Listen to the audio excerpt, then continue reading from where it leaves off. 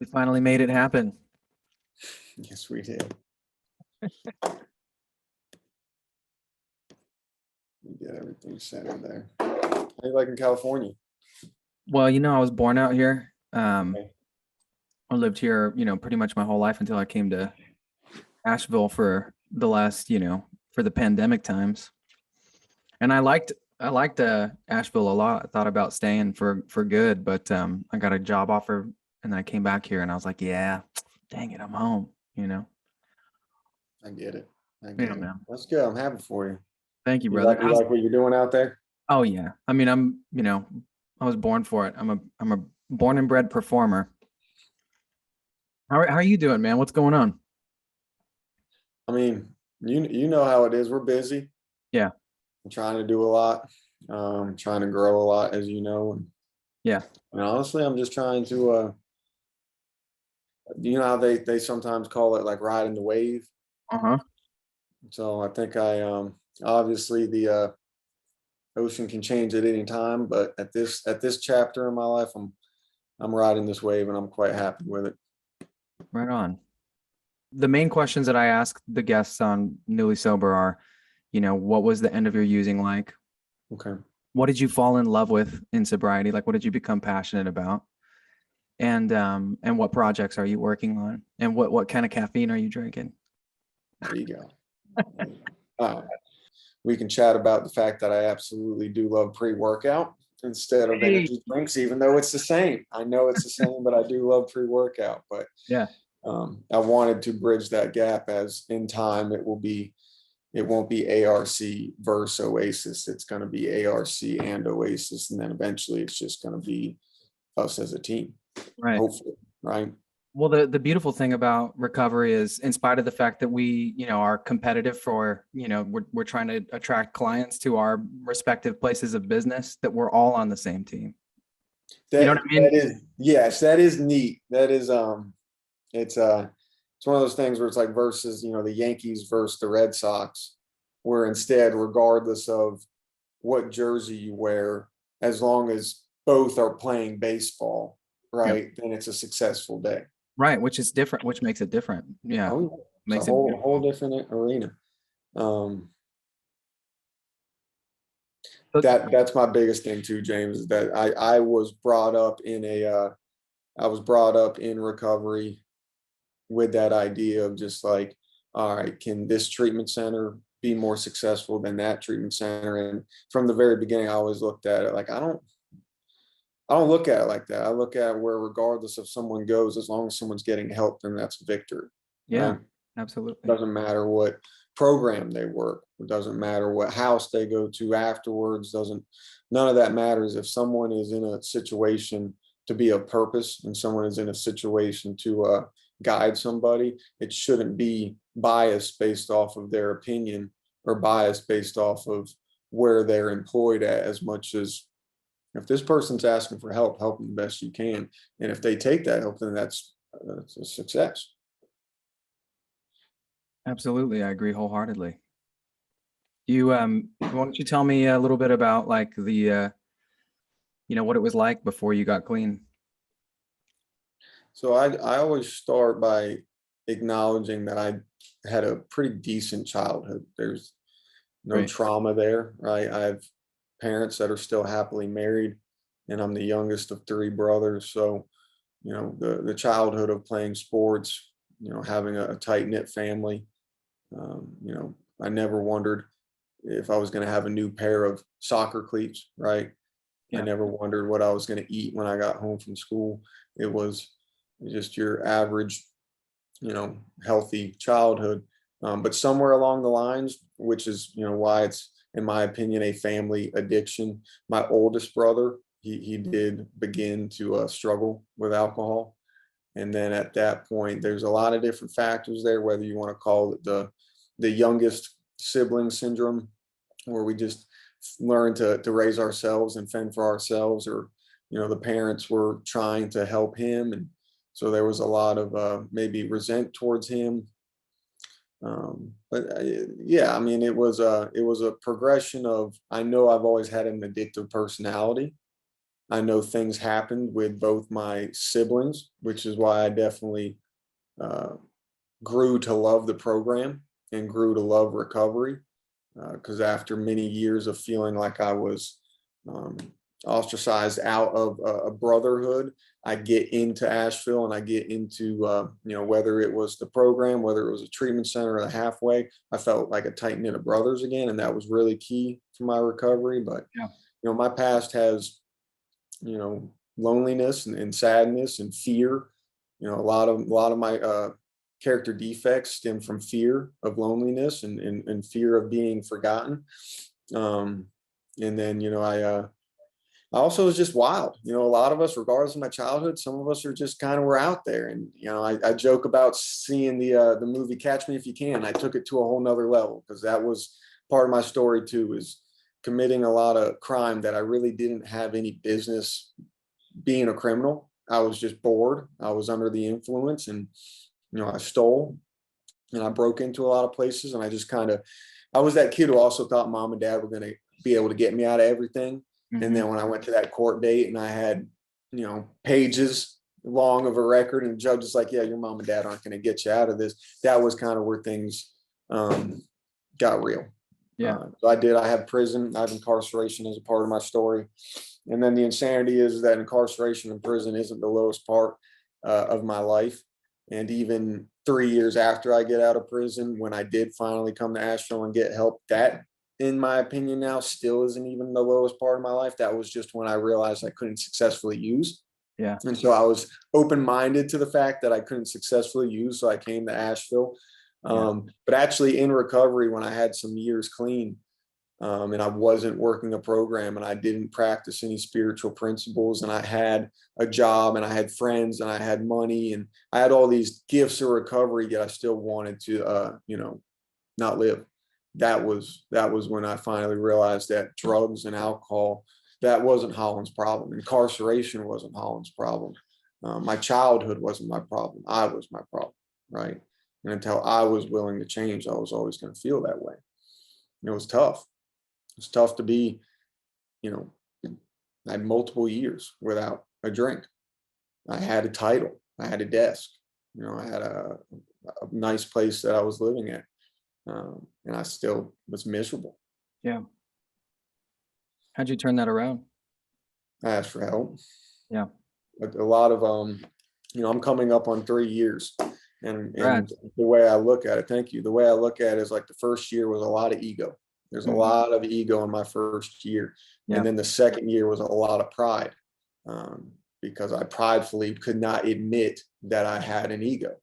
Right. And then when it came crashing down around that second year, it was the tough realization that, not just that I had a huge ego or not just that I was extremely prideful. It was the tough realization that if I didn't let that go, I was inevitably not only just relapse, but I was going to, be very miserable and possibly not want to go on.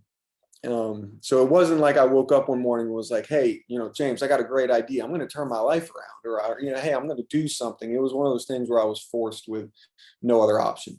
Luckily, there was a man in my life who I had not formally asked to be my sponsor. He just, I've heard people say that you don't find your sponsor, your higher power finds your sponsor for you. Right? Okay. I like that. And it definitely happened, right? Because I did a lot of searching for men in the Asheville area, and there was a lot of men that I did look up to. But the irony is, it's not a coincidence. It was supposed to happen. But the man who is my current sponsor now, he was essentially sponsoring me and guiding me, and more importantly, pointing out a lot of my flaws and a lot of my character defects well before we actually formally said, hey, can you be my sponsor? Yeah, I'd love for you to be my sponsee. He was definitely trying to work on me well before that happened. And then it just happened because honestly, you got to be completely honest, right? This man knew everything. Yeah. He knew all my dark secrets. So it was meant to be. Yeah.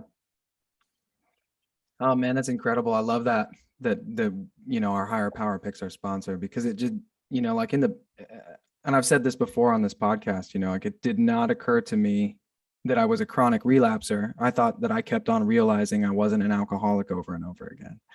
which is classic BS, addict thinking. And, I'm a drug addict too. I did a lot of drugs, um, but when when I would get a sponsor early on, as I started going to meetings when I was quite young, I was like 21 when I first came to the meetings, 20, 21. And, I would just pick a sponsor at random, that guy over there, fuck it, and, this last go around when I don't think that I ever picked somebody that I truly admired and wanted what they had until this go around where I'm coming up on 4 years now. At the end of October, it'll be 4 years. Thank you. And I saw my sponsor and I was like, I heard him speak and, I heard that he was a musician and we talked for a while. I'm a musician as well, so we had that in common. And we were just talking about being musicians in recovery and what it looks like. And he was so gentle and so kind to me, and I thought that I wanted like a drill sergeant that was going to be like, really hard on me. But he was so kind and so sweet that I have never wanted to let him down. You know what I mean? Mhm. Whereas if someone were like barking orders at me, I probably would buck that. But he's like so nice and so kind and gentle with me that I'm just like, I never want to let him down. So I just always show up and try to give that honesty, and I trust him, which is super important. I figured out how to have a relationship in recovery. You know what I mean? And Trust is definitely huge. Yeah. Because how am I supposed to, or how are you supposed to really lay everything out and ask another man to guide you if you don't even trust him? And so you give him 70% of the truth. There's Right. still that 30% that's never going to change. And that was my problem, was not fully trusting men. Yeah. This man, like you said, now he's a little different. He's not nice. He's not like super sweet like the sponsor you're describing. Uh-huh. He can be a drill sergeant when he needs to be, right? Yeah. But at the same time, that's what I needed too, where he is nice and he is, he's not, aggressive or rude. But at the same time, if I'm doing the same shit Mhm. over and over and over again, he doesn't put up with it. And Yeah. I need to be reminded of that because I'm extremely hard-headed at times. But yes, you brought up a good point where it's like I will, in the last year that I begin working with him and begin to grow, I find myself in a situation, and you probably get this, like you said, but I'll think about doing something and I go, no, Yeah. because he's gonna find out, or I'm gonna have to tell him, and I don't want Oh yeah. to have that conversation with I him. don't want to let him down. No, I don't. I'm gonna have to be accountable to him at some point. Okay, so next question, like what did you fall in love with in recovery? Like did you find a new passion? Did you I know that you work in recovery and that's become a passion for both you and I. Like I love watching these folks turn their lives around and get it together. I love that. But I started doing martial arts. I met you at jiu-jitsu over at Speakeasy, the Speakeasy BJJ. So what have you fallen in love with in recovery? Could be many things.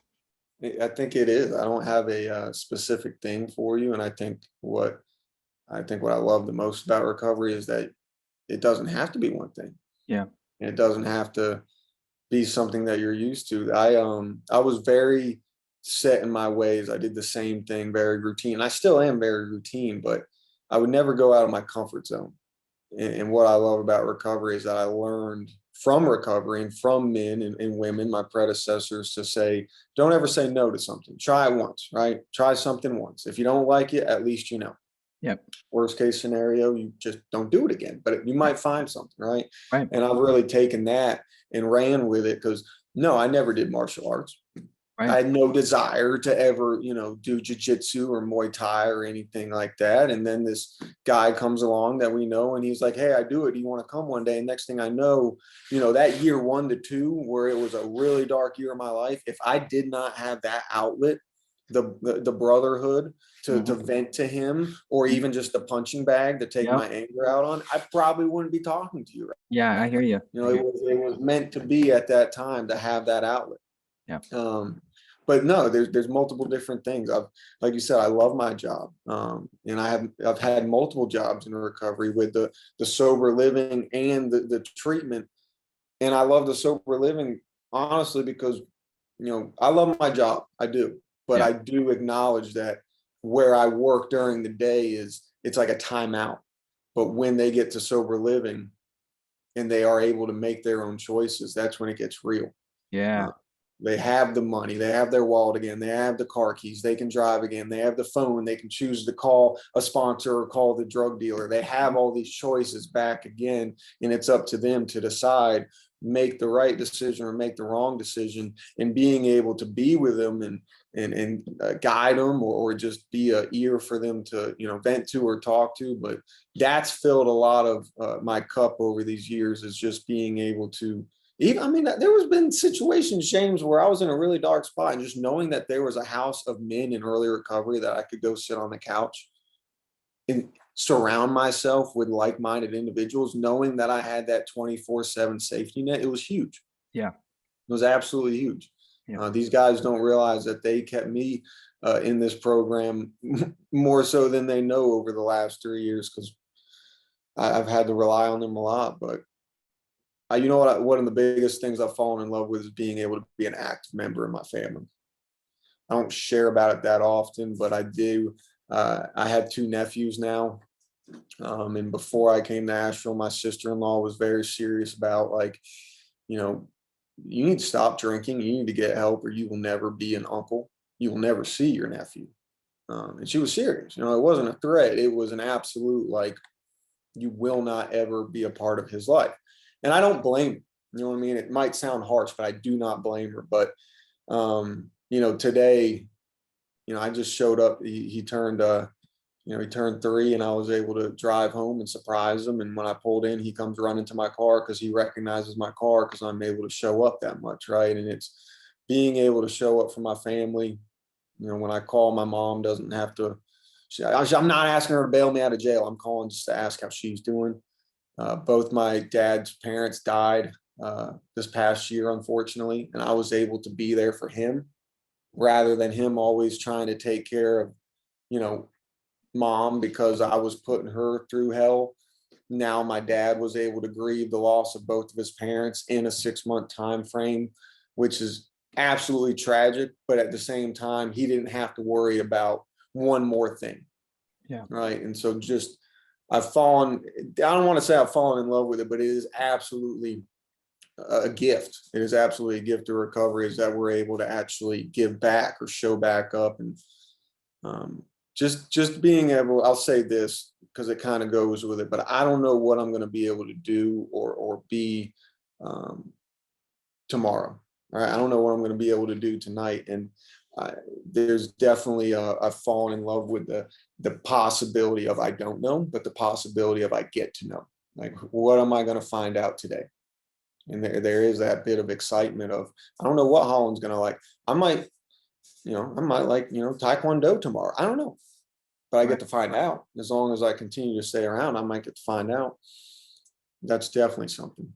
Yeah, that's beautiful, brother. Man, 3 years is that's a long chunk of time for folks like you and me. You know what I mean? And I remember, you know, to relate to what you were saying about how year 2 was kind of hard and tough. Year 2 was really hard for me too, for some reason. And I heard at a meeting, I was just saying, like, you know, I'm feeling, you know, anxious, you know, I feel like angry, and I wasn't living in gratitude and stuff in year 2. I felt like, you know, where's mine? You know, where are the cash and prizes, right? Mm. And someone was telling me that that's actually pretty typical, and they call, you know, the second year the terrible twos, like where toddlers like throwing a tantrum. But yeah, like today, you know, I mean, today in my life, you know, I feel really, really grateful for all of the small things, you know, just like the sun being up, being able to go for a hike, you know, like being able to drive myself places in my car, you know, having a guitar that, you know, stays in tune relatively, you know what I mean? Like just little things, you know, getting the chance to hang out with my friends and and show up and be a good, you know, friend and be a good son to my mom and dad, you know. That stuff is worth its weight in gold. And it's I don't know, I'm just glad that you and I get to do this thing instead of the other stuff we were doing, you know. Even on our boringest day, at least we get to, I think maybe, like you said, I think terrible twos, that's a good term for it. But I think I agree with you that I just absolutely lost all my gratitude. Yeah. You know, I was expecting. I felt Right. like I deserved something. You know what I mean? Like I couldn't get out of a treatment center or get out of jail and not go a day without drinking. Right. And I'm like, hey, I got 2 whole years. You Right. know what I mean? Like, why do I should have the keys to a castle right now. This is 2 years. You're talking Yeah. about Hollan here, but Right. that was definitely not. I was not grateful. I was Yeah. not Well, grateful for anything. yeah, no, I love the gratitude that you're expressing today, though. Hell yeah. That both of us are, man. It's just, it's a beautiful thing. And then like watching all of these folks that come through ARC and Oasis, like turning their lives around. And like you said, when they get to make those choices and they get the keys back and they get their car and their phone, to see them make better choices for their lives, to see them become like upstanding members of the recovery community and like the community that they live in as people in the city that they live in, you know, going to work, getting an apartment, all of that stuff. Like it makes me so proud every time I see one of them do that, and I'm proud of us, man. I'm proud for us. Um, so, um, I'd love to give you an opportunity to talk about ARC for a second, because Oasis is actually the only recovery center I have ever worked for. So what do you think is great about ARC? Because I've heard many great things about it. Like plug ARC. We like ARC. We're all friends here. I'm a very biased plug though, because for Get it? the people that don't know, I did go to ARC, right? Yep. So that's a big thing for me that I try to share, even in the position I'm in now, where I'm on the front end and I'm speaking with families. It's, I hate to say it, but it's one of those things where I can explain the experience from a client and I can explain the program from an employee. And a lot of individuals don't have that. And it is something that the family members or the individual that's thinking about coming to treatment, I can hear it in their voice sometimes that it's okay. This guy has, I've ridden on that van before. I've sat in that group before. I've been at the building and I've slept there. So it just breaks down a barrier very easily and very quickly. But to be honest with you, it's been a privilege though, and I'm glad that I was a client that went through here, because I've been able to see something beautiful change over the last 3 years. Yeah. When I came here, ARC was still a very small treatment center.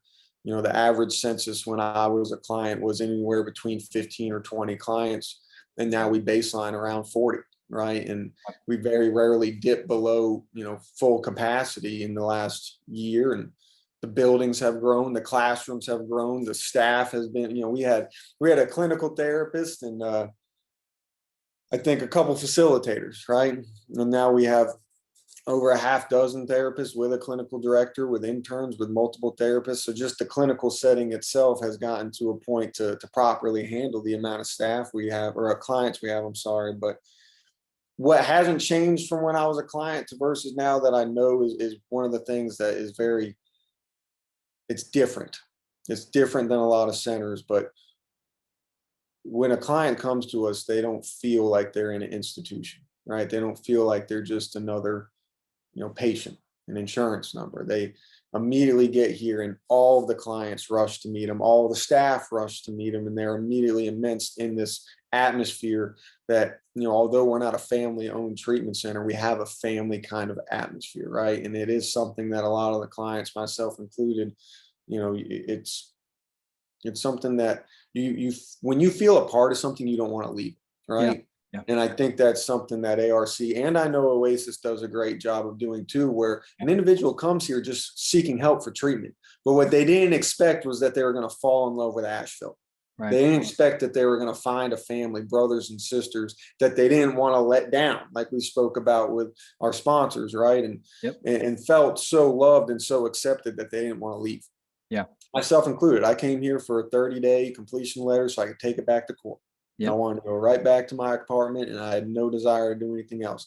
Yeah. Here we are 3 years later, and I don't want to leave Asheville, right? And it's not the same for everybody, obviously, but I do know that that's something that these treatment centers, like we said, Oasis, ARC, what we do different is we make someone feel like no other place has. Yeah. I mean, we make them feel heard. Yeah. People feel like they are actually able to be honest and open with us, and we're not going to judge, and we are going to try to help them the best we can. Yep. And then when people feel that amount of love radiating through a treatment center, they don't, you know what I mean? Then they're like, okay. Yeah, it's infectious and it's contagious. Yeah, man. Absolutely. Well, brother, I'm so happy to have had this conversation with you today, man. I'm gonna blast this out there on the socials. I think that we belong to some beautiful organizations and we're doing some good things in the world, man. And I think that we can, feel proud of ourselves for that, and let's keep on doing this work. What you're doing, James, is a beautiful thing. Thank you, bro. I appreciate you, man. I don't care what anybody says, but someone, I'm just, it's one of those things where I'll say this. I didn't mean it like that. I meant it like a podcast, recovery culture, are we posting about things? And some people might be turned off to the idea of what we're doing. But in my opinion, you and I have been filled with so much gratitude that we have to put it somewhere, right? I think so. Just like you doing with this podcast, and just like me with my social media, we're not doing it for fame. No. We're not doing it for attention or accolade. We're doing it because what we were so freely given. We're like, hey, man, I just want to let people know, if you hear this, if you're struggling, James, myself, we were the same way 4 years ago, 3 years ago. Didn't think anybody could help me. Yep. And here I am overflowing. Here you are overflowing. Yep. So thank you for doing this, James. You got it, brother. Thank you for joining me today, man. I'll see you soon. All right. I'll see you, buddy. All right, brother.